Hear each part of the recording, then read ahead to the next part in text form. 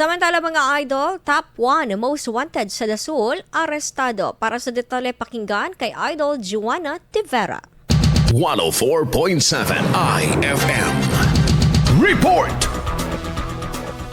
Matagumpay na naaresto ng mga tauhan ng Dasol Police Station ang top 1 most wanted person sa bayan na kinilala bilang isang 53 anyos na tendero ng isda at residente sa bayan. Sa bisa ng warrant of arrest na haharap ang akusado sa 2 bilang ng kasong rape na walang inirerekomendang piyansa. Kasalukuyang nasa kustodiya ng Dasol Police Station ang akusado para sa kaukulang dokumentasyon at disposisyon. Patuloy namang hinihikayat ng Pangasinan PNP ang publiko na makipagtulungan sa kapulisan, magulat ng anumang kriminal na aktibidad at manatiling mapagbatsyag upang mapanatili ang kapayapaan at kaayusan sa mga komunidad.